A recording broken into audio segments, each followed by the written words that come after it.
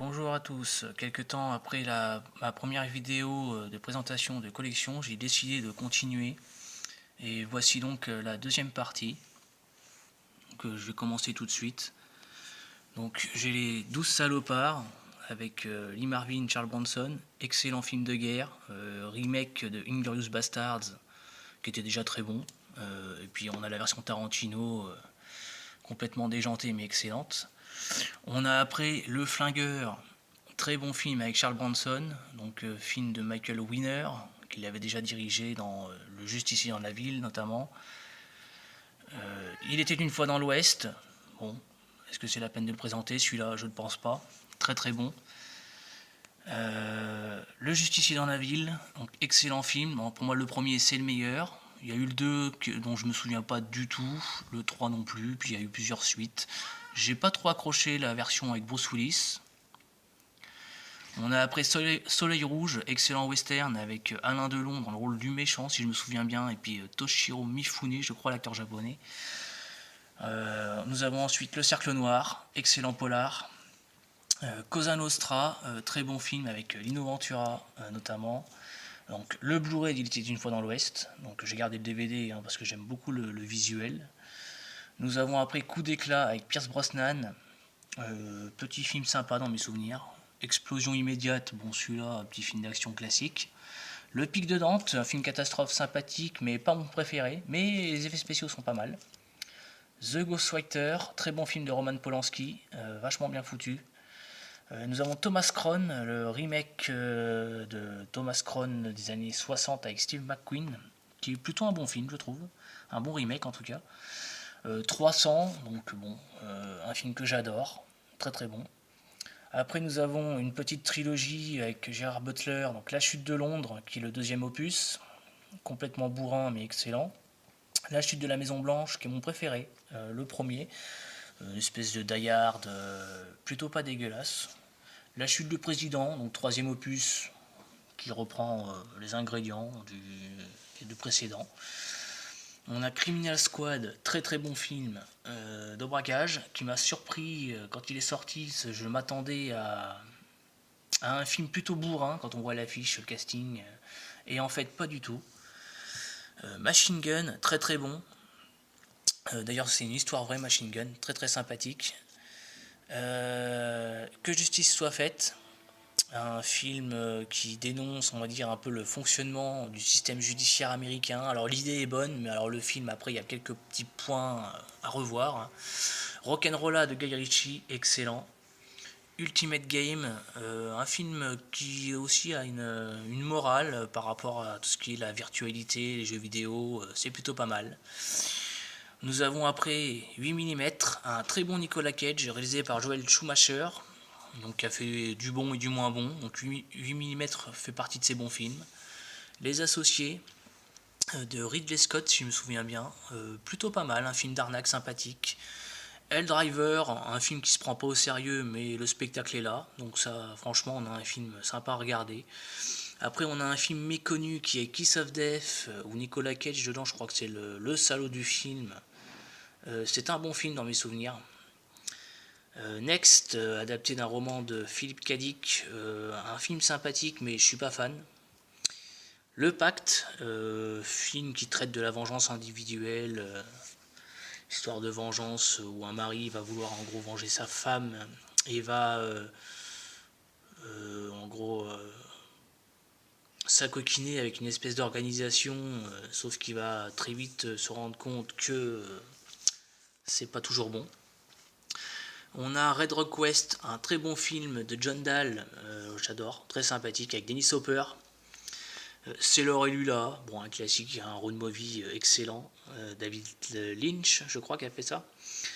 Snake Eyes, un très bon De Palma, notamment dans sa première partie, je trouve que c'est vachement bien foutu. Après, la deuxième partie est un peu moins bonne, mais c'est du bon. Wind Talkers, un très bon film de guerre réalisé par John Woo. Par contre, je conseillerais la version Director's Cut qu'on n'a pas en France, qui est un peu meilleure que la version cinéma. Nous avons après 60 secondes chrono, remake de La Grande Casse, un film qui fonctionne, le spectacle est là. Les Ailes de l'Enfer, un film que j'adore, bon petit film d'action des années 90, Nicolas Cage au top. L'apprenti sorcier, bon petit film, franchement c'est sympathique. Bangkok Dangerous, film des frères Pang qui font un remake de leur propre film de 98 ou 99, je sais plus. Pas aussi bon que l'original, mais quelques idées. Après on a les Benjamin Gates, sympa. Ça vaut pas Indiana Jones dans le genre, mais on a un petit côté sympathique. Après nous avons Kick-Ass, excellent, j'adore. Lord of War, un des meilleurs Nicolas Cage des années 2000, si c'est pas le meilleur, franchement ce film est génial. Très très bon film sur le trafic d'armes. Nous avons Rock, excellent film de Michael Bay. Après nous avons Volte-Face, le meilleur John Woo aux US pour moi. Nous avons après L'Antre de la Folie de Carpenter, très très bon, avec Sam Neill et Jürgen Prochnow, je crois qu'il s'appelle l'acteur allemand là. Nous avons Ghost of Mars, un film qui n'a pas été bien reçu, qui est pourtant pas mauvais pour moi, je trouve, un bon petit film. Nous avons après donc le Halloween 2 qui n'est pas de Carpenter, mais que j'ai mis avec Carpenter, donc suite du premier film, donc que Carpenter avait réalisé, très sympa à voir. Morsure, qui est un film dont je crois que le scénario est de Carpenter, c'est pour ça que je l'ai mis avec, une histoire de serpent si je me souviens bien, ouais. C'était un téléfilm, je crois, celui-là. Très sympa. Nous avons Assaut, l'un des premiers gros films de Carpenter. Excellent film et excellent Blu-ray, avec la version intégrale et remasterisée, parce que l'image du DVD que j'avais, moi, était dégueulasse. Là, on a du très très bon. Christine, bon, un classique, adapté d'un roman de Stephen King. Nous avons après Escape from New York, qui est excellent film d'anticipation SF avec Kurt Russell, donc en français c'est New York 97. Nous avons Fog, excellent, j'ai pas aimé le remake, celui-là en revanche est très bon, j'adore notamment la musique qui est excellentissime je trouve, mais bon, Carpenter dans la musique de toute façon est très bon. Nous avons Halloween, l'original, dans son édition 4K, donc j'ai pas encore regardé le 4K, par contre j'ai vu le Blu-ray qui propose une version inédite chez nous. Halloween de 2018, j'ai adoré. Prince of Darkness, excellent film de Carpenter, pas forcément le plus connu, pas forcément le plus apprécié non plus, mais très très bon. They Live, un film excellent. Alors l'acteur qui joue dedans, Roddy Piper, qui est à la base est catcheur, est très mauvais. Par contre le film, le scénario et tout, c'est vachement bien foutu. Vampire, un film que beaucoup adorent. Alors moi j'aime bien, mais je suis pas fan. Une espèce de western horrifique avec James Wood. Nous avons après Ace Ventura, le 1 et le 2. J'adore, c'est con, mais j'adore. Bruce Tout-Puissant, qui n'est pas un film que j'aime beaucoup en revanche. Il y a des idées, mais je suis pas fan. Nous avons Disjoncté, une espèce de comédie qui vire un peu au thriller, un truc un peu bizarre, mais réalisé par Ben Stiller, qui fait un caméo dans le film, je crois. Avec, comment il s'appelait aussi, Matthew Broderick, qui on a perdu de vue depuis d'ailleurs. Dumb and Dumber, j'adore. Alors ça c'est un film qui est d'une connerie totale, mais j'adore. C'est con, mais qu'est-ce que j'adore ça. Food Irene, des mêmes réalisateurs, les Farrelly, excellentissime aussi, vulgaire à souhait. Le Nombre 23, très bon film, un thriller qui est je crois réalisé par Joel Schumacher justement, avec un Jim Carrey dans un rôle différent de ce qu'il fait habituellement, j'adore. The Truman Show, magnifique. The Mask, bon, classique. Sonic, que j'avais trouvé sympatoche, sans être non plus une référence, mais bon, quand on voit les adaptations de jeux vidéo en général, ça reste tout à fait acceptable. Doberman de Yann Kounen avec Vincent Cassel, excellent. Irréversible, un film très dur à regarder, mais très sympa.